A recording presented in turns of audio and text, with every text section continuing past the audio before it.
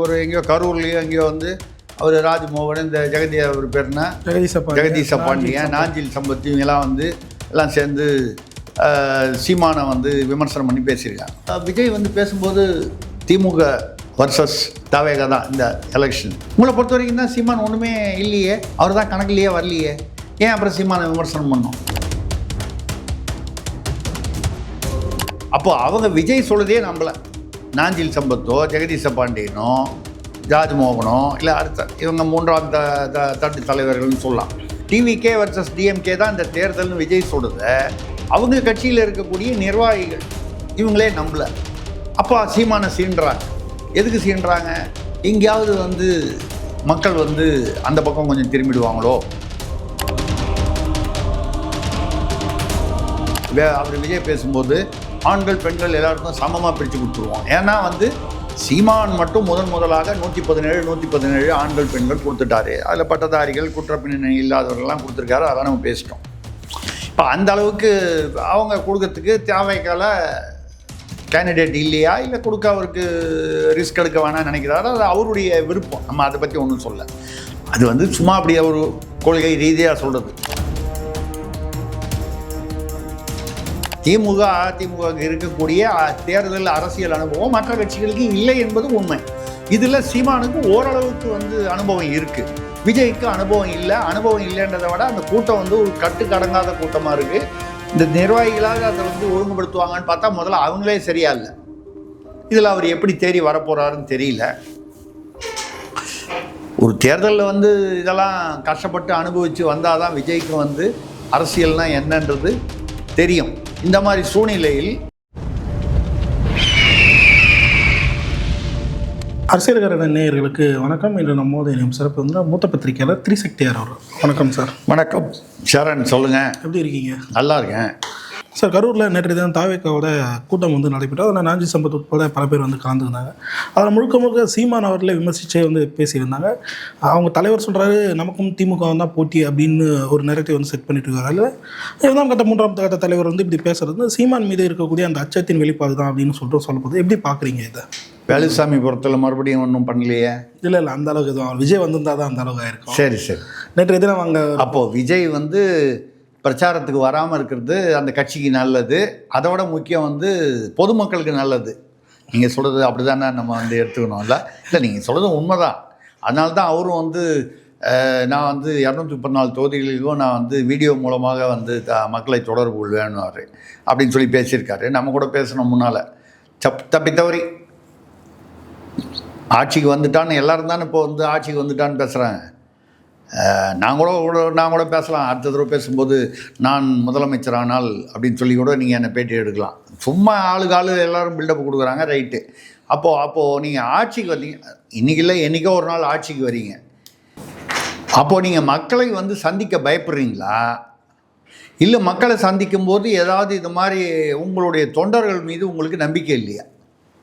அவங்க சரியாக நடந்துக்க மாட்டாங்க. இப்போ கூட அன்றைக்கி அந்த வேலூரில் தானே அந்த அதாவது நிர்வாகிகள் வேலூரில் தானே, ஆமாம் வேலூரில் வந்து நிர்வாகிகள் 4900 பேர் கூப்பிட்டாங்க. 4900 பேரை வந்து நிர்வாகம் பண்ணால் கடைசி நிமிஷத்தை நம்ம போன தடவை கூட பேசணும். போன வாரம் எல்லாம் கடைசி நிமிஷத்தில் அடித்து தள்ளிக்கிட்டு நிர்வாகிகள் இல்லாதவங்களாம் கூட போலீஸ் இதெல்லாம் அந்த பேரிகேட்லாம் தள்ளிட்டு உள்ளே வந்துட்டாங்க. 4900 பேரையே உங்களால் நிர்வாகம் பண்ண முடியல. நீங்கள் தமிழ்நாட்டை இவ்வளவு 8 கோடி மக்கள் இருக்கிற ஒரு மாநிலத்தை எப்படி நிர்வாகம் பண்ண போகிறீங்க? இந்த மாதிரி ஒரு கூட்டத்தை வச்சுக்கிட்டு நீங்கள் சொன்னதையே கேட்காதவன் எப்போ நீங்கள் இன்னும் ஒரு எந்த கவுன்சிலராக கூட ஆகலை, எந்த கவுன்சிலர் எலெக்ஷனில் கூட நின்று இது வரைக்கும் ஜெயிச்சு காமிக்கல. நீங்கள் ஜெயிக்கலாம், அவர் ஜெயிக்க மாட்டாருன்னு நம்ம அந்த அர்த்தத்தில் பேசலை. இது வரைக்கும் நீங்கள் நிற்கக்கூடிய வாய்ப்பு வரல. ஈரோடு கிழக்கெல்லாம் வந்துச்சு, நீங்கள் அங்கெல்லாம் வந்து நிற்க கூட இல்லை. நின்று இருக்கலாமே, நின்று உங்கள் பவரை காட்டிக்கலாமே. தோத்தா கூட எனக்கு இவ்வளோ ஓட்டு இருக்குன்னு சொல்லாமே. அந்த மாதிரி வந்து நீங்கள் பண்ணலாங்கும்போது இப்போ நீங்கள் எப்படி வந்து நிர்வாகம் பண்ணுவீங்க இந்த மாதிரி ஆட்களை வச்சுக்கிட்டு? ரெண்டாவது, இன்றைக்கி எந்த பதவியும் இல்லாத போது விஜய்ன்ற பேரை வச்சுக்கிட்டு இந்த தொண்டர்கள்னு இந்த ரசிகர்கள் இல்லை தொண்டர்கள் நீங்கள் எங்கே போனாலும் வந்து தூர்தர்ஷன் பக்கத்தில் அந்த சிவானந்தா சாலையில் அஜித்குமார் மரணத்துக்காக பண்ணதில் ஆரம்பித்து பார்த்தீங்கன்னா எல்லா இடத்துலையும் வந்து பேரிகேடை உடைக்கிறது, ஏறி குதிக்கிறது, தள்ளுறது, கட்டுக்கடங்காத ஒரு கூட்டமாக தான். ஒரு இடத்துல கூட ஒரு கண்ட்ரோலாக வந்து எங்கேயும் வந்து இல்லை. இப்போ சீமான் கூட இது நடத்தினார், மாநாடு நடத்தினார். பல லட்சம் பேர் வந்தாங்க. ஆனால் எந்த வித அசம்பாவம் எதுவுமே இல்லாமல், போலீஸுக்கு தலைவலி எதுவும் இல்லாமல்.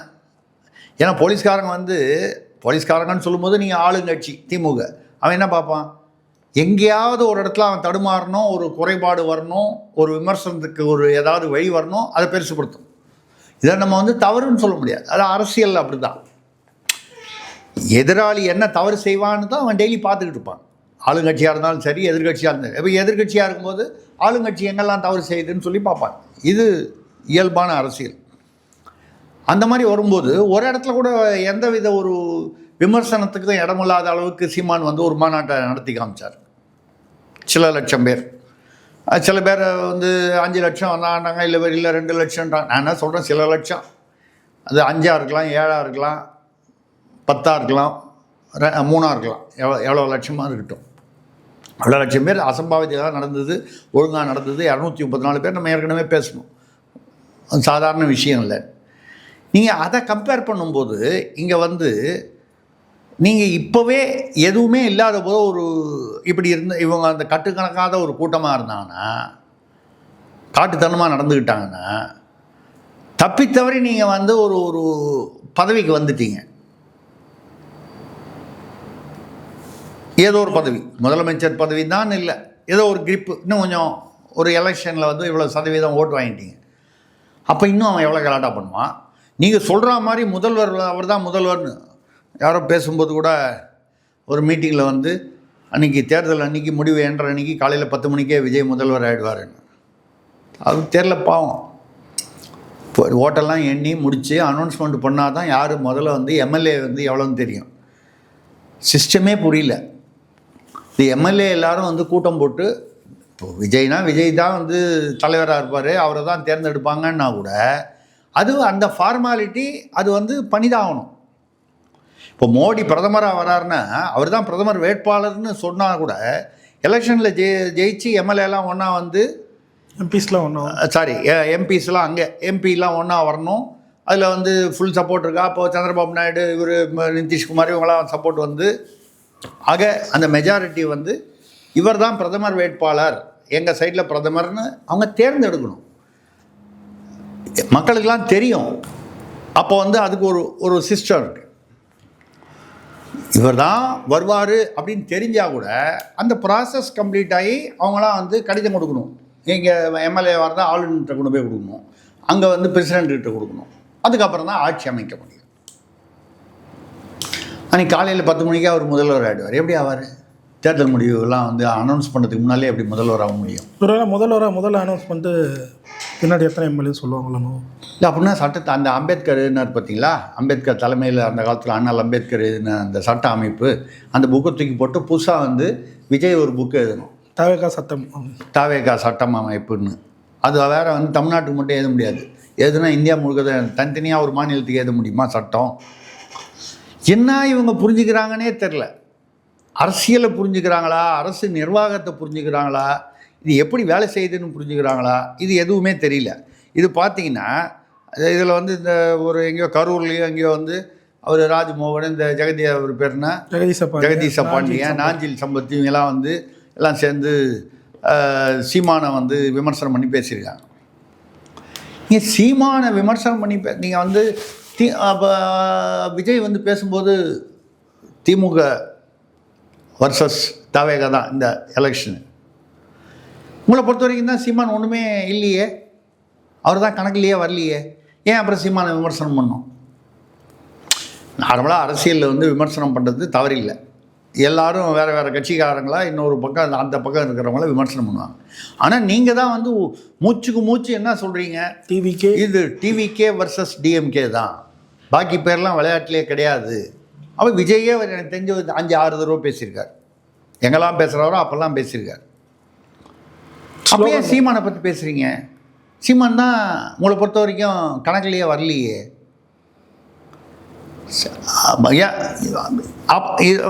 அப்போ என்ன உள்ளுக்குள்ளே அவங்களுக்கு கவலை இருக்குது. நமக்கு அதாவது தாவேகாவுக்கு வரக்கூடிய இளைஞர்களின் வாக்குகள் வந்து நாம் தமிழர் கட்சிக்கு போய்விடும் அப்படிங்கிற ஒரு கவலை இருக்குது. ரெண்டாவது, விஜயுடைய ரசிகர்கள் நம்ம திருப்பி தானே சொல்கிறோம், அவங்க எவ்வளோதான் வந்து விஜய் முகத்துக்காக அந்த கட்சிக்கு ஓட்டு போட்டாலும் பொதுமக்களில் ஓட்டு போட்டு 40% வந்தால் தான் முதல்வர். நம்ம ஸ்டாலின் அவர்களாக இருந்தாலும் அதான் சொல்கிறோம், எடப்பாடி அவர்கள் தலைமையிலான கூட்டணியாக இருந்தாலும் ஏறத்தாழ அந்த 40% வாங்கினா தான் நீங்கள் வந்து ஆட்சி அமைக்க முடியும். அப்படி இருக்கிற நிலைமையில் காலையில் 10 மணிக்கே முதல்வர் ஆகிடுவார். இப்படிலாம் வந்து ஆளுக்காள் இவங்க வந்து இப்போ சீமான விமர்சனம் உங்களுக்கும் திமுகவுக்கும் தானே. திமுகவை பற்றி என்ன பேசணுமோ பேசுங்க, அப்போ ஏன் பயப்படுறீங்க? அப்போ உள்ளுக்குள்ளே உங்களுக்கு வந்து சீமான் ஓட்டை கொஞ்சம் டைவெர்ட் பண்ணிடுவாரோ அப்படின்ற பயம் இருக்குது தாவேகாவுக்கு.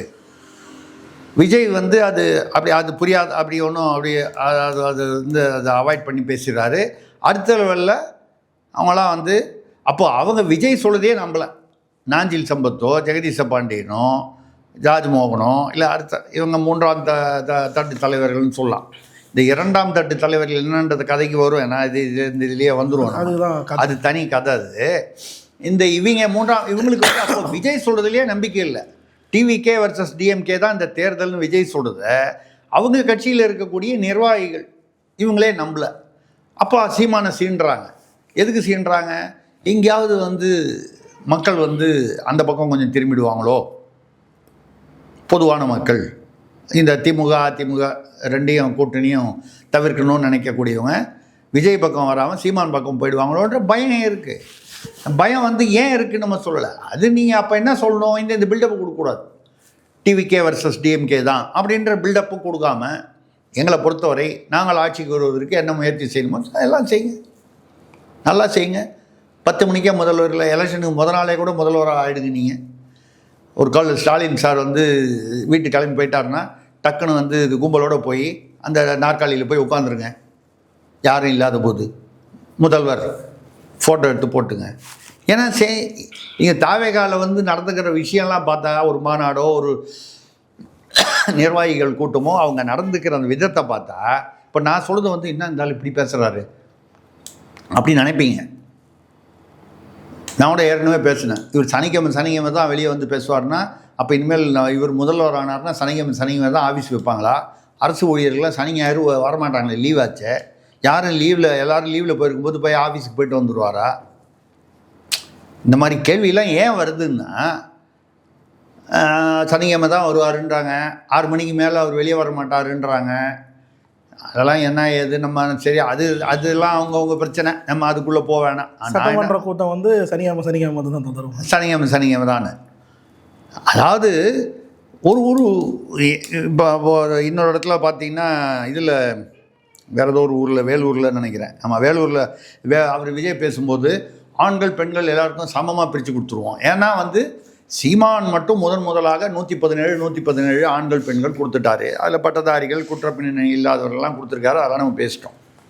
இப்போ அந்த அளவுக்கு அவங்க கொடுக்கறதுக்கு தேவைக்கால கேண்டிடேட் இல்லையா, இல்லை கொடுக்க அவருக்கு ரிஸ்க் எடுக்க வேணாம்னு நினைக்கிறாரு, அது அவருடைய விருப்பம், நம்ம அதை பற்றி ஒன்றும் சொல்ல. அப்போ சொல்லும்போது ஆணுக்கும் பெண்ணுக்கும் நாங்கள் எல்லாமே சம வாய்ப்பு கொடுப்போம், அது வந்து சும்மா அப்படியே ஒரு கொள்கை ரீதியாக சொல்கிறது. நம்ம வந்து நான் கூட சமூக நீதிக்காக பாடுபடுவேன். அவர் தஞ்சாவூர் பக்கத்தில் எங்கேயோ பாபநாசமாக எங்கேயோ வந்து அந்த உள்ளூரில் வேட்பாளர்கள் யார் நிற்கிறாங்க, தாவேகா வேட்பாளர் உட்பட திமுக அவங்களாம் வந்து மேடையில் வச்சு நீங்கள் உங்கள் தொகுதிக்காக இந்த தொகுதிக்காக என்ன செய்வீங்க அப்படின்னு கேட்குறாரு. ஏதோ ஒரு டிவி சேனல் மற்றவங்களாம் ஏதோ சொல்கிறாங்க, அதே நாங்கள் வந்து அது இந்த பிரச்சனை இருக்குது, அதை சரி பண்ணுவோம், அது அந்த தொகுதிக்கு என்ன பிரச்சனைன்னு. இந்த தாவேகால பாவம் அந்த தம்பி புதுசு மாதிரி தெரியுது, என் தாவேகாவே புதுசு. அப்போ அவங்களுக்கு அரசியலில் கேட்கக்கூடிய ஆட்களுக்கு எந்த நிர்வாகமும் அரசியல் அனுபவமும் எதுவும் இல்லை சார். அவங்க வந்து இப்போ விஜய் வந்ததுக்கப்புறம் தான் அரசியல்னா என்னன்னு படிக்கவே ஆரம்பிச்சிருப்பாங்க சார். இல்லைங்க, அரசியலுக்கு இந்த இல்லை இந்த இல்லானே இன்னும் அவங்களுக்கு தெரியலன்றேன். புரியுது, எந்த இல்லு போடணுன்றதே தெரியல. ஏன்னா அந்த பையன் துண்டெல்லாம் போட்டுக்கிட்டு அவர் வேட்பாளர் அவர் வந்து என்ன சொல்கிறாரு, இந்த தொகுதிக்கு என்ன பண்ணுவீங்க, நாங்கள் அதெல்லாம் வளர்ச்சி பண்ணுவோம், வளர்ச்சி திட்டம், இல்லை அவர் நெறியாளர் கேட்குறாரு, என்ன வளர்ச்சி திட்டம் இந்த தொகுதிக்கு, இன்னும் வாக்குறுதி அதை சொல்லுங்கள். நீங்கள் வந்தால் என்ன பண்ணுவீங்க இந்த தொகுதிக்கு? அது சமநீதி பண்ணுவோம். அதாங்க, என்ன சமநீதி, எந்த வகையில் சமநீதி? இந்த தொகுதிக்குன்னு சில பிரச்சனைகள்லாம் இருக்கும், இல்லை இந்த தொகுதிகளில் சில என்ன தேவைகள் இருக்கும், அதெல்லாம் என்னன்னா அவர் நெறியாளர் வந்து கொஞ்சம் ஒரு வாயை பிடுங்கி கொஞ்சம் வரவழைக்கணும்னு பார்க்குறாரு. அவரே ஹெல்ப் தான் பண்ணுறாரு. ஏதோ ஹெல்ப்பெல்லாம் க்ளூ கொடுத்து பார்க்குறாரு. இவர் வந்து தொகுதியில் நிறையா பாலம் கட்டுவோம். ஒரு தொகுதியிலையும் 10 பாலமாக கட்ட முடியும்? ஒரு சட்டமன்ற தொகுதியில் நிறையா பாலம் கட்டுவோம். சரி, அந்த பாலம் வந்து கட்டுறோன்னு நீங்கள் சொன்னால் கூட, ஒரு உதாரணமாக சொல்லும்போது, இந்த தொகுதியில் இந்த இடத்துல வந்து இந்த நதிக்கு மேலே ஒரு பாலம் கட்டினா இந்த ரோடு வந்து இவங்க இப்போ 18 கிலோமீட்டர் சுற்றி போகிறாங்க, அது வந்து தவிர்க்கப்படும், மக்களுக்கு வசதியாக இருக்கும். இப்படி குறிப்பிட்டு அந்த தொகுதியில் உள்ள பிரச்சனைகள் சூழ்நிலைகளை குறிப்பிட்டு, அதுவே அவங்களுக்கு தெரியலன்னா அவன் நாளைக்கு எம்எல்ஏவாக வந்தால் மட்டும் என்ன செய்ய போகிறான்? அவன் யாராவனா இருக்கட்டும், இந்த கட்சியில் அது எந்த தொகுதியாகனா இருக்கட்டும், அந்த தொகுதியில் என்ன, அது மட்டும் இல்லாமல் 10 மணிக்கு முதல்வர் ஆகணும்னா என்ன சிஸ்டம், நம்ம தேர்தல் சிஸ்டம் என்ன, சட்டம் என்ன சொல்லுது, எந்த வகையில் ப்ரொசீஜர், இது எதுவுமே தெரில. அந்த இதில் பார்த்தீங்கன்னா கரூரில் பேசும்போது இந்த தேமுதிக என்னமோ கொடியிருந்து விழுந்துச்சுன்னு சொன்ன மாதிரி ஒரு கம்பு விழுந்துச்சு இந்த ஜெகதீச பாண்டிய மேலே. அப்போ தான் நாஞ்சில் சம்பத் அவருக்கு பேச சான்ஸ் கிடச்சா விட மாட்டார். அவர் நல்ல பேச்சாளர், ஆனால் வந்து பேச சான்ஸ் கிடச்சா விட மாட்டார். அதான் சொல்லிட்டார், துப்புனாலும் தொடச்சிப்பேன்னு. தொடச்சிட்டு ஏற்றுன்னு நிறைய இடத்துல தொடச்சிருக்காரு. அவர் தொடச்சி போட்ட கர்ச்சீஃபே வந்து மலை மாதிரி குவிஞ்சு கிடக்கும், அதை அவ்வளோ தொடச்சிருக்காரு. அவர் வந்து பேசுகிறாரு. பேச வரும்போது இவர் மேலே ஊன்னு இவர் வந்து அதை ஒன்றும் கண்டுக்காமல், கரிகால் சோழன் பிறந்த இந்த நாட்டிலே அப்படின்னு சொல்லி என்ன ஆரம்பிச்சு. கரிகால் சோழன் பிறந்த அதுக்கும் விஜய்க்கும் என்ன சம்மந்தம் இருக்குது, என்ன ஒன்றும் தெரில.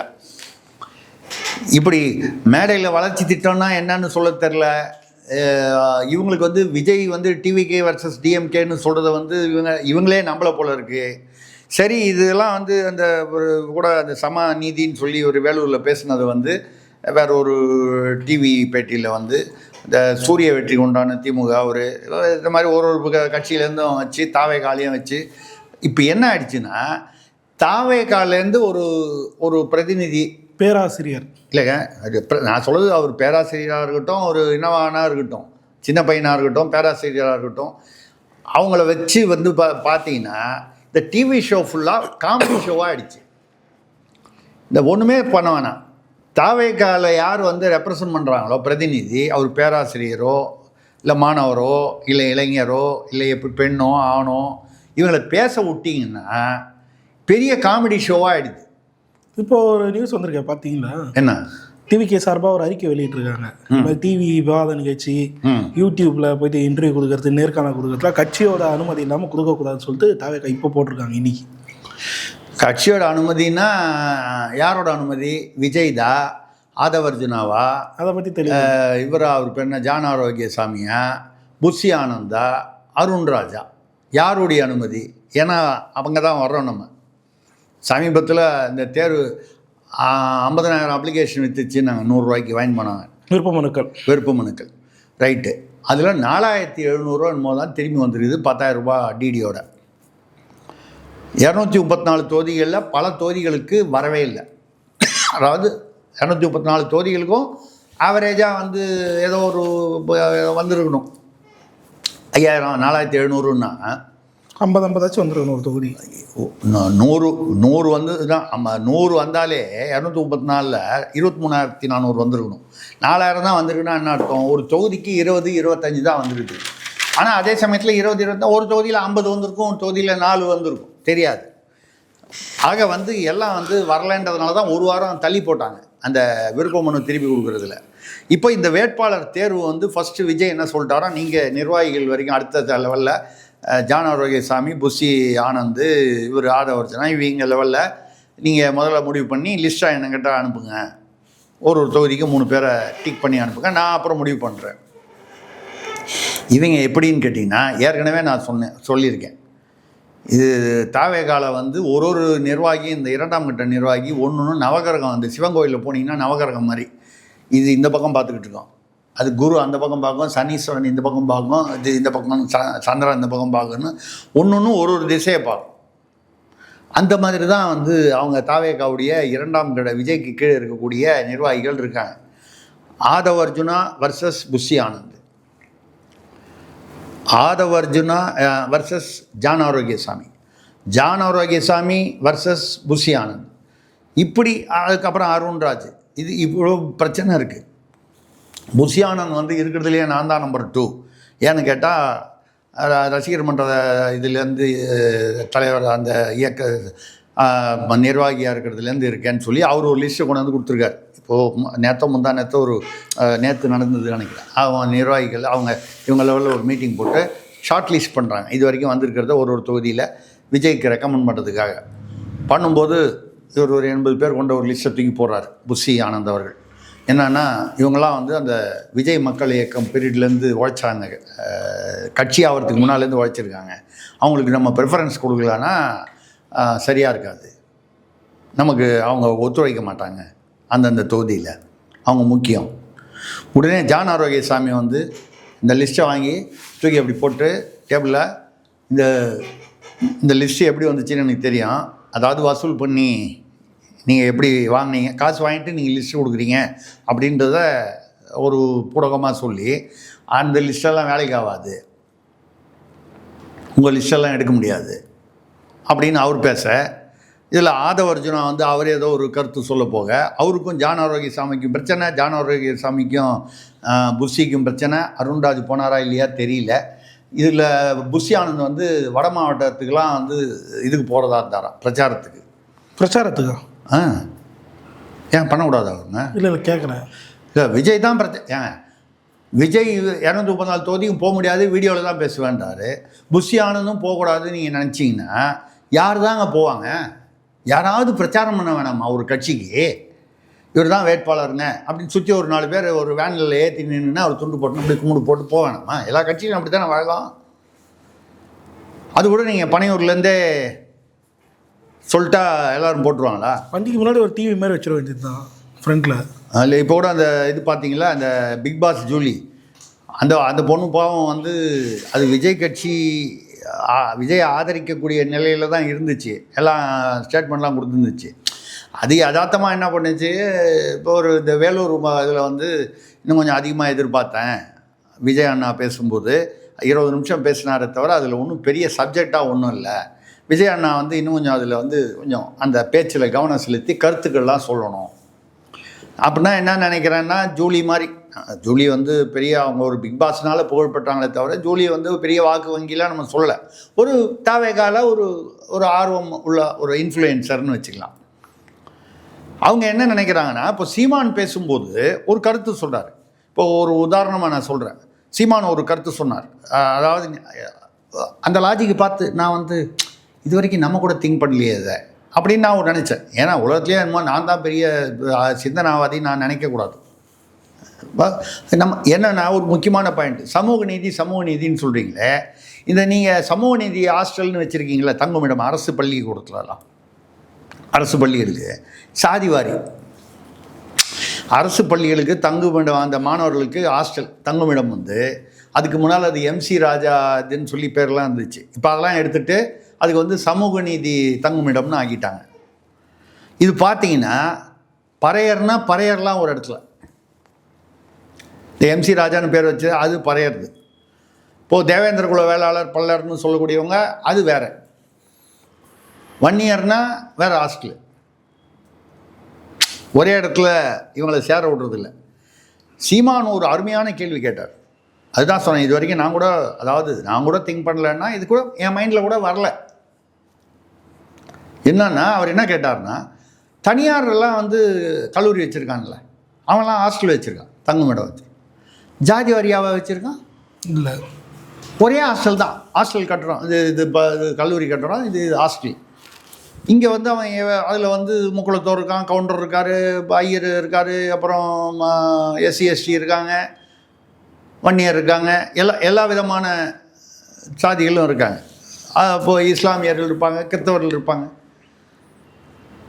அங்கே அவங்கள தனித்தனியாக வைக்க வேண்டிய அவசியம் ஒன்றும் வரலையே. அந்த தனியார் கல்லூரி ஹாஸ்டல் இப்போ ஒரு SRMனு வச்சு, SRM நான் ஏன் சொல்கிறேன்னா கொஞ்சம் பெரிய கல்லூரி, சென்னை பக்கத்துலேயே இருக்குது. அந்த மாதிரி ஏசி சண்முகம் கல்லூரி, அவங்களுடைய கட்சி அதெல்லாம் விட்டுருங்க, அரசியல்லாம் விட்டுருங்க, கல்லூரின்னு எடுத்துங்க, பெரிய கல்வி நிலையங்கள். இவங்கெல்லாம் ஹாஸ்டல், தனியார் ஹாஸ்டல் தானே அவங்க ஹாஸ்டலு. அங்கெல்லாம் இந்த சாதி பிரச்சனை அடிச்சுக்கிறதெல்லாம் எதுவுமே நடக்கலையே. அது ஏன் வந்து இந்த அரசு தங்குமிடம் மட்டும் நீங்கள் சமூக நீதின்னு பேர் வச்சுட்டு இந்த ஜாதிக்கு இது, இந்த ஜாதிக்கு இந்த தனி ஹாஸ்டலு, இந்த ஜாதி தனி ஹாஸ்டல் தனித்தனியாக பிரிக்கிறீங்க. அவன் தனியாரில் போகும்போது சண்டை போடாமல் ஒழுங்காக இருக்கான், அரசு தங்குமிடம் வந்தால் மட்டும் ஒருத்தருக்கு ஒருத்தர் ஜாதி சண்டை போடுவான்னா அப்போ பிரச்சனை எங்கே இருக்குதுன்னு கேட்குறாரு. லாஜிக்கா இல்லையா? நிச்சயமா. தனியாரில் இருக்கும்போது முக்குளத்தோறும் இல்லை, இன்னொரு ஒரு எக்ஸாம்பிளுக்காக சொல்கிறேன், வேறு ஒரு ஜாதி காரணம், இந்த பசங்க வந்து எப்படியோ ஒத்து போயிடுறாங்களே. ஒத்து போகலைன்னா சண்டையாகி பெருசாக தகராறு வருமே. ஒரு காலத்தில் அந்த மெட்ராஸ் லா காலேஜில் பெருசாக ஒரு வெட்டிக்கிட்டு குத்திட்டு 2 ஜாதிக்குள்ளே அப்படின்ற மாதிரி 2 குரூப்புக்குள்ளே வந்தது. அந்த மாதிரி எந்த தனியார் கல்லூரியிலையும் தங்குமிடத்துலையும் வரலையே அது. அப்போ அங்கே வராத பிரச்சனை ஏன் அரசு இடத்துல மட்டும் வருது? அப்போ அதுக்கு காரணமே அரசு தானா அப்படிங்கிற அர்த்தத்தில் கேட்குறாரு. இப்போ மேபி அந்த ஜூலி அந்த அந்த அவங்க வந்து இந்த மாதிரி லாஜிக்காக ஏதாவது பேசணும், சீமான் மாதிரி பேசணும்னு மனசில் நினச்சி அப்படி சொல்லியிருக்கலாம். ஒன்றும் சொல்ல, இன்னும் கொஞ்சம் கருத்து 20 நிமிஷத்தில் ஒன்றும் பெரிய விஷயம் இல்லை, கொஞ்சம் கருத்து ஏதாவது கொஞ்சம் மக்களை ஈர்க்கிற மாதிரி பேசணும், சப்போர்ட் பண்ணி தான் பேசுறது. அதுக்கு அதை முன்னாடி கெட்ட வார்த்தையில் வந்து தாவேக்காவுடைய சோகால்டு தொண்டர்கள் வந்து அந்த பொம்பளைன்னு கூட பார்க்காம அதை அசிங்கமாக திட்டி கமெண்ட்டில் போட்டுருக்காங்க. அது வந்து மறுபடியும் ஒரு வீடியோ போட்டிருக்கு. விஜய் ஸ்டைலில், விஜய் அவர்களோட ஸ்டைல்லையே. ஆமாம், ஸ்டைலில். அதுவும் எல்லாருமே தாவேக்கானாலே எல்லோரும் அதுக்கு அது என்ன தமிழக வெற்றி கழகம்னா வீடியோ வெற்றி கழகம்னு மாற்றிடலான்னு நினைக்கிறேன்.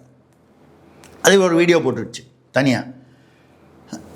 விஜய் அண்ணா, நான் ஒன்றும் தப்பாக சொல்ல அவங்கள, 20 நிமிஷம் பேசுனீங்க, ஆனால் கொஞ்சம் அதில் இன்னும் கொஞ்சம் கண்டென்ட்ஸில் நீங்கள் கான்சென்ட்ரேட் பண்ணணும்னு தான் சொன்னேன்.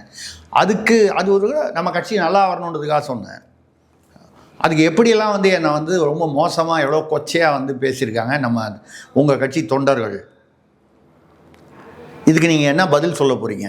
இப்படிப்பட்ட தொண்டர்களை வச்சுக்கிட்டு எப்படி நீங்கள் கட்சி நடத்த போகிறீங்க அப்படின்னு கேட்டு, இதுக்கு நீங்கள் பதில் வந்து நீங்கள் என்னை பார்த்து நீங்கள் வெளியில் வந்து சொல்லுவீங்களான்னு எனக்கு தெரியல.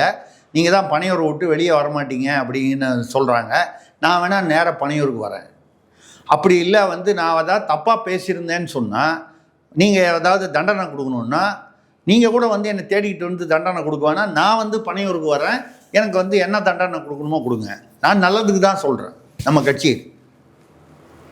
இப்போது இந்த இன்ஃப்ளூயன்சர்னு வர்ற ஒரு லேடி, ஒரு பெண்மணிக்கே இதுதான் கதின்னா, இந்த கூட்டம் எப்படிப்பட்ட கூட்டம்? இந்த கூட்டத்தை எப்படி விஜய் கண்ட்ரோல் பண்ண போகிறாரு? இந்த செகண்ட் லெவல் நிர்வாகிலாம் பேசணும்.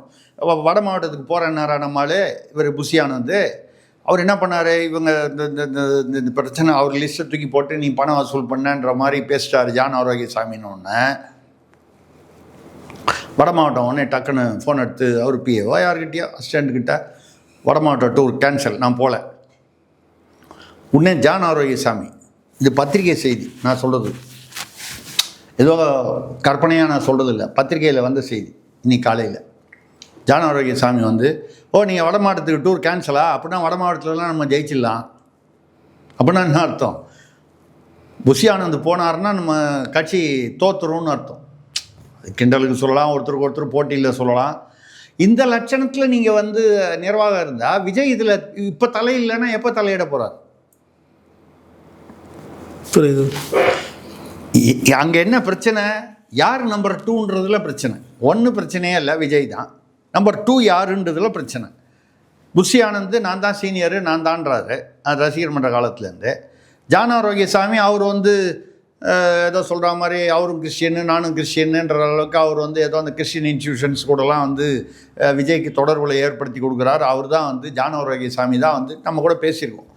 இடியில் வந்து ஜான் ஆரோக்கியசாமியை கூட கூப்பிட்றாங்க. ஏன்னா அவர் மூலமாக சில இங்கே ஒரு பாதிரியார் ஒருத்தர் இங்கே மாட்டினார், கேரளா பாதிரியாரை, வெளியூர்லேருந்து ஒரு பாதிரியார் வந்து இங்கே தமிழ்நாட்டில் வந்து மாட்டினார். அந்த இதுக்குள்ளே சிஎம்சி வேலூர் குவார்ட்டர்ஸில் வந்து ஒரு பாதிரியார் வந்து ரெய்டு விட்டாங்க. என்னென்னா அங்கே ஏதோ பெங்களூரில் ரெய்டு பண்ணும்போது பணம் வெளிநாட்டிலேருந்து வந்த பணம் சட்டவிரோதமாக இந்த பாதிரியாருக்கு சம்மந்தம்னு. இந்த பாதிரியாரை ரெய்டு விட்ட போது இந்த பாதிரியாருக்கு யார் கூட கனெக்ஷன்லாம் இருக்குது, பண விவகாரங்களான்னா ஜான் ஆரோக்கியசாமி கூட அப்படின்னு பத்திரிகை தகவல். அப்போ ஜான் ஆரோக்கியசாமியை ஈடியில் கூப்பிட்றாங்க. உனக்கு அந்த பாதிரியாருக்கு என்ன சம்மந்தம், அந்த பாதிரியாருக்கு வெளிநாட்டிலேருந்து பணம் வருது, அவர்கிட்டேருந்து உங்கள்கிட்ட வந்துருக்குது, இந்த பணம் நீ எங்கள் கட்சி கொடுத்தியா, யாருக்கு கொடுத்த, இப்படி ஏதோ ஒரு வகையில் ரூட்டில் போகிற மாதிரி தெரியுது. பத்திரிகை தகவலை தான் நம்ம கோட் பண்ணுறோம். இப்போ ஜான் ஆரோக்கியசாமி விஜய்க்கு ரொம்ப முக்கியம். இந்த தகவல்கள் உண்மையாக இருந்தால் யார் இப்போ திமுகவில் யாருக்கு முக்கியத்துவம்? துரைமுருகன் பொதுச் செயலாளர், 60 வருஷமாக மேலே திமுகவில் இருக்கார். அவர் மீட்டிங் ரூமுள்ள செந்தில் பாலாஜியோட முதல்வர் பேசிகிட்டு இருக்கும்போது, ஸ்டாலின் ஐயா பேசிகிட்டு இருக்கும்போது துரைமுருகன் வந்தவொடனே துரைமுருகனை கொஞ்ச நேரம் வெளியிலேயே இருங்க, நான் கூப்பிட்றேன் அப்படி அமிச்சாருன்னு சொல்லி ஒரு பெரிய பத்திரிகை தகவல் வந்து. ஏன் செந்தில் பாலாஜிக்கு, அதுவும் அதிமுகலேருந்து வந்தவர் துரைமுருகன், எம்ஜிஆர் தான் அவரை படிக்க வச்சார். யார்? துரைமுருகன். ஆனால் எம்ஜிஆர் தனியாக கட்சி ஆரம்பிச்சுட்டு நீ வான்னு கூப்பிட்ட போது, நீங்கள் எனக்கு தெய்வம் மாதிரி, ஆனால் தலைவர் கலைஞர் தான் சொல்லி வரமாட்டேன்ட்டார். அந்த வரைக்கும் பாராட்டும். அவர் மேலே ஊழல் குற்றச்சாட்டுகள் விமர்சனம் அதெல்லாம் வேறு. அந்த விமர்சனங்களெல்லாம் தாண்டி 60 வருடத்துக்கு மேலே அவர் திமுகவுடன், அதுவும் குறிப்பாக கலைஞர் கருணாநிதி அவர்களுடன் பயணிக்கிறார். ஆனால் யாருக்கு முக்கியத்துவம் கொடுக்கப்படுது? செந்தில் பாலாஜிக்கு. ஏன்? ட்ரெஷரி அவர் தான் ஏடிஎம் ப்ரெஸ் பண்ணால் பணம் கொடுக்குறாரு, சமயத்தில் ப்ரெஸ் பண்ணாமே அவர் கொடுக்குறாரு. அவர் எப்படி வசூல் பண்ணாரோ அதான் நமக்கு தான் தெரியுமே. அவர் தம்பியை வச்சு அவர் எப்படி வசூல் பண்ணாருன்றது தான் நம்ம தான் உலகமே தெரியுது டாஸ்மாகில். அந்த மாதிரி எப்படி செந்தில் பாலாஜி திமுக தலைமைக்கு முக்கியமோ, அது மாதிரி விஜய்க்கு ஜான் ஆரோக்கியசாமி முக்கியம். அப்போ புஷி ஆனந்த் உள்ள அந்த ஈகோ பிரச்சனை, ஆதவ அர்ஜுனா அங்கேருந்து வந்தார், திருமாவளவன்ட்டேருந்து வந்துட்டார், அவர் மார்ட்டின் மாப்பிள்ளை, அதனால் பார்த்தாங்க. மார்ட்டின் மாப்பிள்ளைன்னா அவர் தான் சொன்னேன். மார்ட்டின் அவர் பெரிய புத்திசாலியான வியாபாரி. அவர் பையன் தனியாக ஒரு கட்சி ஆரம்பித்தார், சார்லஸ். அவர் அது பாஜக கூட்டணின்னு சொல்லி முதல்ல தனியாக ஏதோ நிற்கிற மாதிரி இருந்தார், அப்புறம் பாஜக கூட்டணின்னு சொல்லிட்டாரு. அது வரைக்கும் என்ஆர் காங்கிரஸ் அவரை ரங்கசாமியை எதிர்த்து பேசியிருந்தார். போய் அமித்ஷா கூப்பிட்டு அமிச்சு பேசி அமிச்சோடனே ஏன்னா ரங்கசாமி தான் ஏதே தெய்வம்ங்கிற மாதிரி டிக்ளேர் பண்ணிட்டு அவர் ஒரு பக்கம் போயிட்டார். அந்த அம்மா லீமா ரோஸ்ன்னு மார்ட்டின் அவங்க, அதாவது ஆதவர்ஜுனாவுடைய மாமியார் இவர் இதில் இருந்தாங்க, ஐஜேகேல பாரிவேந்தர் கட்சியில். அதுலேருந்து வெளியில் வந்துட்டு அதிமுகவில் சேர்ந்துட்டாங்க. ஸோ அவர் சௌரியமாக அந்த டொனேஷன் கொடுக்கும்போது பிஜேபிக்கும் கொடுத்துட்றாரு, திமுகவுக்கும் கொடுத்துட்றாரு, அதிமுகவும் கொடுத்துட்றாரு. எந்த பக்கமும் பிரச்சனை இல்லாமல் இருக்கணும்னு வியாபாரி. அதனால் நம்ம அது சரியாக தவறான்றதை விட அவர் சர்வைவலுக்காக அவர் பார்த்துக்கிறாரு. அதுலேயும் கட்சியில் இந்த பக்கம் ஒன்று பிஜேபியில் ஒரு பக்கம் விட்டுருங்க, இந்த பக்கம்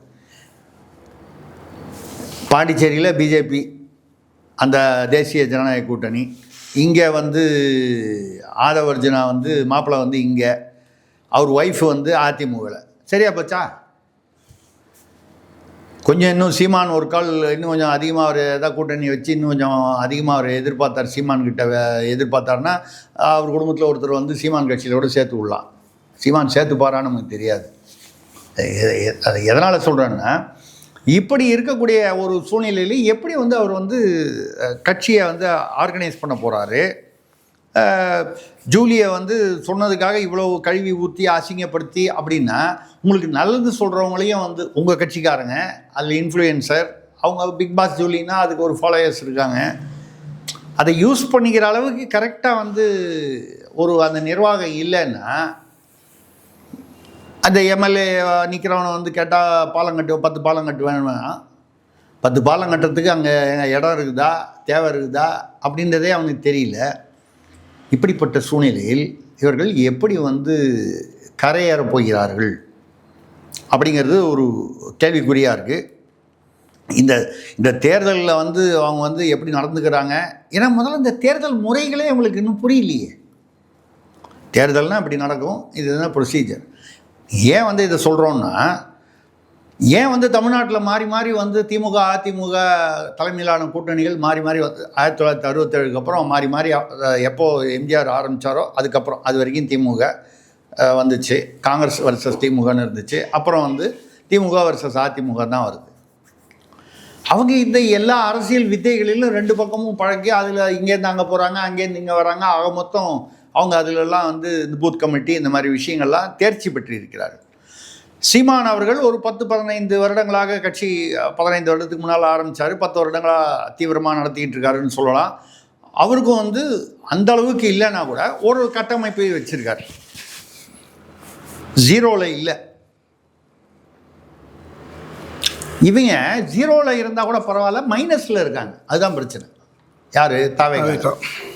மைனஸ்லன்னா இவங்க ஒன்றும் தெரியாமல் இருந்தால் பரவாயில்ல, நெகட்டிவாக எப்படி நடந்துக்கக்கூடாதோ அந்த மாதிரி இருக்காங்க. அந்த சிஸ்டத்தையே புரிஞ்சுக்காமல் இருக்காங்க. இவங்க வந்து என்ன,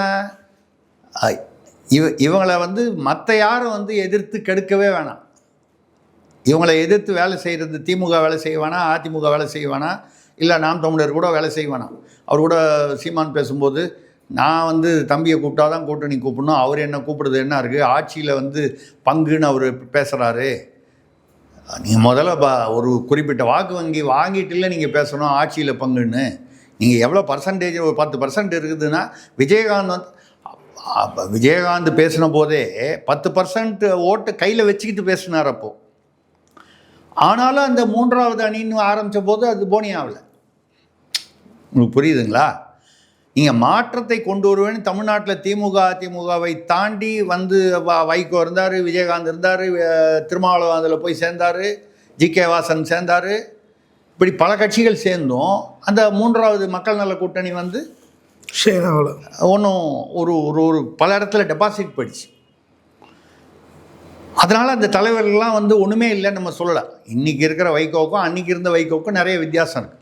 அப்போ வைகோவுக்கு வந்து பிளவுபடாத கட்சி, ஓரளவுக்கு ஃபாலோயிங் நல்லா இருந்துச்சு, ஒரு எழுச்சி தலைவராக பார்த்தாங்க அவரை, ஒரு நல்ல பேச்சாளர், அனுபவசாலியான.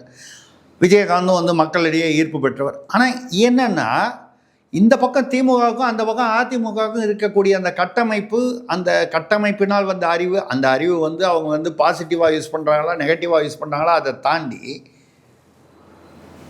அந்த அறிவு அவர்களுக்கு, அந்த அனுபவம், அவங்க அனுபவ அறிவு அவங்களுக்கு இருந்தது. அதோடு இவங்களால் மக்கள் நல கூட்டணியால் போட்டி போட முடியல. இதுதானே காரணமாக இருக்க முடியும். மாற்றத்தை மக்கள் விரும்புகிற மாதிரி தெரிஞ்சாலும் இவர்கள் வந்து வந்தாக்க இவங்க வந்து ஒரு நல்ல ஆட்சியை கொடுப்பார்கள் என்ற நம்பிக்கை வந்தால் தான் அந்த மாற்றத்தை அவர்கள் விரும்புவார்கள். இல்லைன்னா இந்த தடவை இது போட்டோம், அடுத்த தடவை அது போடுவோம், சரி இந்த தடவை இது விட்டுருவோம், அடுத்த தடவை அங்கே போட்டுருவோம், இப்படி தானே நடந்துக்கிட்டு இருக்கு. அப்போ இப்போ மாற்றத்தை கொண்டு வருவதாக பேசுவது யார்? ஒன்று நாம் தமிழர் கட்சி, இந்த அதிமுக கூட்டணி இல்லாமல் வெளியில். இன்னொன்று விஜய். அவர் சீமான் வந்து கூட்டணி எதுவும் வேணான்னு சொல்லி பிடிவாதமாக விட்டுட்டார். அது ரைட்டாக தப்பா அவருடைய விருப்பம், முடிவு மக்களுடையது. விஜய் என்ன சொன்னார்? தனியாக இல்லை அணியாக வருவேன்னாரு. யார் வந்து அவர்கிட்ட இப்போ வந்து யார் வந்து அவர்கிட்ட கூட்டணி சேர்ந்தாங்க? காங்கிரஸ் வந்து பேசியிருந்தாங்க, மேலேருந்து கூப்பிட்டு இல்லைன்னு சொல்லி திமுகவோட பேச வச்சுட்டாங்க. இன்னும் அது வந்து இப்படியும் அப்படியுமா இழுத்துக்கிட்டு இருக்குது. தெரியல. பண்டூதி ராமச்சந்திரன் வந்திருக்காரு. காமெடி பண்ணாதீங்க, சீரியஸாக பேசிகிட்டு இருக்கும்போது காமெடி பண்ணுறீங்க. ஏங்க, பண்டூட்டி ராமச்சந்திரன் எம்ஜிஆருக்கு வந்து ஆலோசனை கொடுத்துருந்தாரு, ரைட்டு. விஜயகாந்துக்கு ஆலோசனை கொடுத்துருந்தாரு, ரைட்டு. ஆலோசகர்லாம் வந்து இப்போ கட்சி ஆரம்பித்தா அவர் வந்து இப்போ நான் முதல்வர் ஆகிடுவாரா? இல்லை வந்து விஜய் முதல்வராக காலையில் 10 மணிக்கே தேர்தல் எண்ணும் போதே எண்ணுறதுக்கு முன்னாலேயே 10 மணிக்கு முதல்வர் ஆகிடுவாருன்னு சொன்னால உடனே பண்டூட்டி ராமச்சந்திரனை 88 வயசுக்கு துணை முதல்வர் ஆக்கிடுவாங்களா? அவருக்கு என்ன வாக்கு சதவீதம் இருக்குது? வாக்கு சதவீதமே வேணாம். அவர் கட்சின்னு ஒன்று ஆரம்பிச்சிருக்காருல, அந்த கட்சியில் மொத்தம் எத்தனை பேர் இருக்காங்க உறுப்பினர்? நீங்கள் ஆலோசனை சொல்கிற எல்லாரையும் வந்து அரசியல்வாதியாக எடுத்துக்கூடாது. ஒரு நல்ல உதாரணம் உங்களுக்கு சொல்லி நம்ம இதை முடிச்சுப்போம். பிரசாந்த் கிஷோர் கதையை கேட்டிங்கன்னா ஊருக்கெல்லாம் ஒரு ஆலோசனை கொடுத்தாரு. மோடியை வந்து நான் தான் 2014 கொண்டு வந்தேன்னு சொன்னார். திமுகவுக்கு அவர் தான் ஆலோசகராக இருந்தார். இன்னும் பல மாநிலங்களில் பல நடுவில் காங்கிரஸுக்கு ஆலோசகராக இருந்து காங்கிரஸ் 2 இடத்துல தேர்தல் தோற்று போச்சு. இருந்தால் கூட பெரும்பாலான இடங்களில் வந்து அவர் வந்து ஆலோசனை சொன்ன இடங்களில் வெற்றி பெற்றாங்க. ஆனால் இவருடைய ஆலோசனையினால தான் வெற்றி பெற்றாங்களான்றது யாராலையும் பிரித்து பார்க்க முடியாது. நான் ஓட்டு போடும்போது இவிஎம்மில் வந்து இது பிரசாந்த் கிஷோர் சொல்லி நான் போடுற ஓட்டுன்னு சொல்லிட்டா போடுறான் அவன். ஓட்டு போடுறான் போடல, அவ்வளோதான் விஷயம். அப்படிப்பட்ட ஆள் பீகாரில் போய் 230 தொகுதியில் 232 தொகுதியிலேயே 210 ஏதோ அது மாதிரி தொகுதியில் 40 நின்னாரு.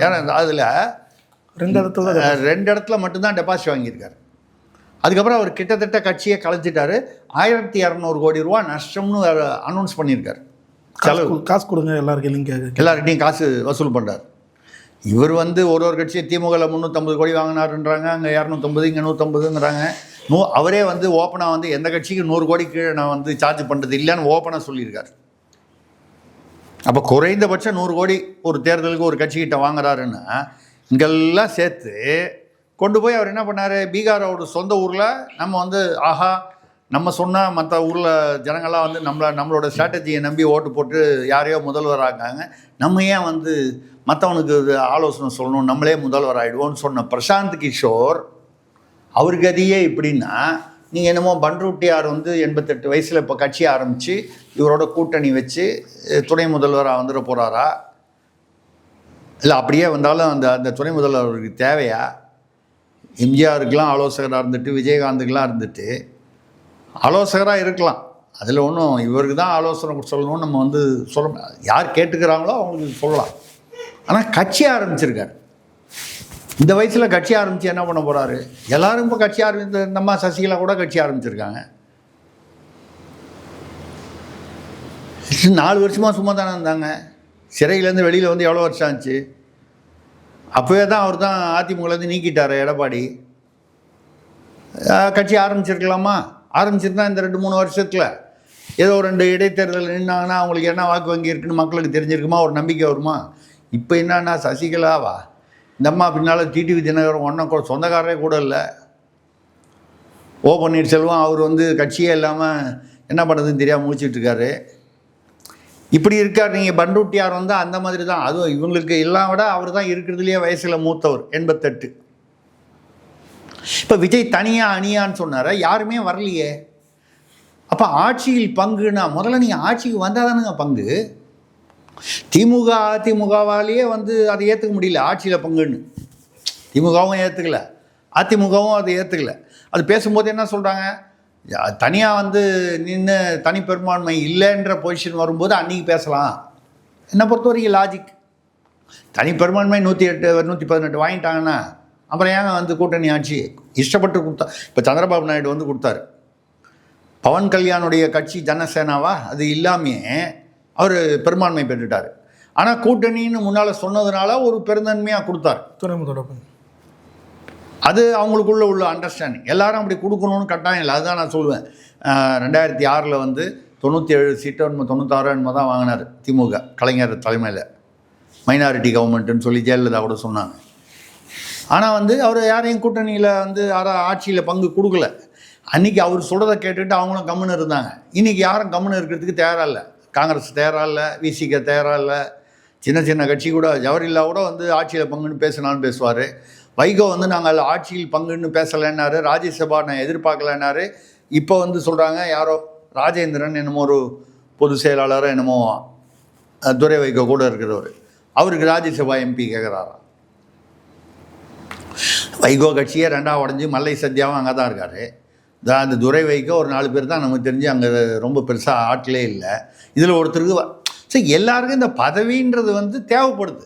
நீங்கள் ஏன்றதை விட அவங்க அது கால் கிரிப் இருக்கணும்னா காலை ஆட்டிக்கிட்டே இருக்கணும்னு வடிவேலு படத்தில் சொல்கிற மாதிரி அவங்க அரசியலில் தேவைப்படுது. இந்த மாதிரி சூழ்நிலையில் அதாவது சீமான் ஏதோ சொல்லுவாங்க, நம்ம சொன்னோம்னா உடனே சீமானுக்கு இவர் கொள்கை பரப்பு செயலாளர்னு சொல்லுவாங்க. நம்ம எல்லாருக்கும் பொதுவாக தான் சொல்கிறோம். கலை யதார்த்தம் இப்படி இருக்குது. திமுக அதிமுக இருக்கக்கூடிய தேர்தல் அரசியல் அனுபவம் மற்ற கட்சிகளுக்கு இல்லை என்பது உண்மை. இதில் சீமானுக்கு ஓரளவுக்கு அனுபவம் இருக்குது, விஜய்க்கு அனுபவம் இல்லை. அனுபவம் இல்லைன்றதை விட அந்த கூட்டம் ஒரு கட்டுக்கடங்காத கூட்டமாக இருக்குது. இந்த நிர்வாகிகளாக அதை ஒழுங்குபடுத்துவாங்கன்னு பார்த்தா முதல்ல அவங்களே சரியா இல்லை. இதில் அவர் எப்படி தேறி வரப்போகிறாருன்னு தெரியல. ஒரு தேர்தலில் இதெல்லாம் கஷ்டப்பட்டு அனுபவித்து வந்தால் தான் விஜய்க்கு அரசியல்னால் என்னன்றது தெரியும். இல்லைன்னா இருக்கவே இருக்குது. 75 வயசுக்கு ஆன ரெண்டு நம்ம ஹீரோக்களுமே ரஜினியும் கமலுமே வந்து இணைந்து மறுபடியும் நடிக்கணும். அதுவும் வந்து ரெட் ஜெயண்ட் இன்பநிதி அவர்கள் தலைமை தாங்கும் அந்த நிறுவனத்தில் வந்து இணைந்து நடிக்கிறாங்க 40-42 வருஷத்துக்கு அப்புறம் அப்படின்னு சொல்கிறாங்க. யாரு கண்டா பிரசாந்த் கிஷோர் மாதிரி ஒரு நிலைமை வந்து விஜய் ஏற்படணும்னு நம்ம நினைக்கல. அப்படி ஏற்பட்டால் திரும்பியும் நடிக்க தான் போகணும். அதில் என்ன பிரச்சனைன்னா, இன்றைக்கி பிரசாந்த் கிஷோர் வந்து இப்போ தோத்துட்டார் பாருங்க. நான் ஆலோசனை சொல்கிறேன், முன்னால் 100 கோடி வாங்கினேன், இப்போது 50 கோடி 50% டிஸ்கவுண்ட். முதல்ல ஒன்றால் வந்து ஒரு 2 சீட்டில் டெபாசிட் வாங்கினேன், 230 ஏதோ ஒரு சீட்டில் ஒன்றால் டெபாசிட் வாங்க முடியல. நீ ஆலோசனை சொல்லி நான் எனக்கு ஒன்றும் வேணாம், நீ ஒன்றும் ஆணியே பிடுங்க வேணாம், போய்ட்டு வேணா இல்லையா, உள்ளதும் போச்சா இல்லையா, அந்த ஆளுக்கு ஒழுங்காக தொழில் பார்த்துருக்கலாமா. இந்த நிலைமை விஜய்க்கு வரணும்னு நம்ம நினைக்கல, வந்துடாமல் அவர் பார்த்துக்கணும் அப்படின்னு நம்ம வந்து ஜூலி நல்ல எண்ணத்தில் பிக் பாஸ் ஜூலி சொன்ன மாதிரி நம்ம சொல்கிறோம். நம்மளை யார் எவ்வளோ கழுவி ஊற்ற போகிறான்னு தெரியல. ஆனால் பிக் பாஸ் ஜூலி வந்து நான் பனையூரில் போய் விஜயை பார்த்து நான் வந்து என்னன்னு கேட்குறேன்னு சொல்கிறாங்க. நமக்கு அந்த மாதிரிலாம் அபிப்பிராயம் இல்லை. நம்ம வந்து போற்றுவதும் தூற்றுவதும் போகட்டும் விஜய்க்கே அப்படின்னு நம்ம விட்டுட்டு நம்ம வந்து வேலையை பார்ப்போம். பல்வேறு கேள்வி தெளிவாக இருந்துச்சு. நன்றி, வணக்கம்.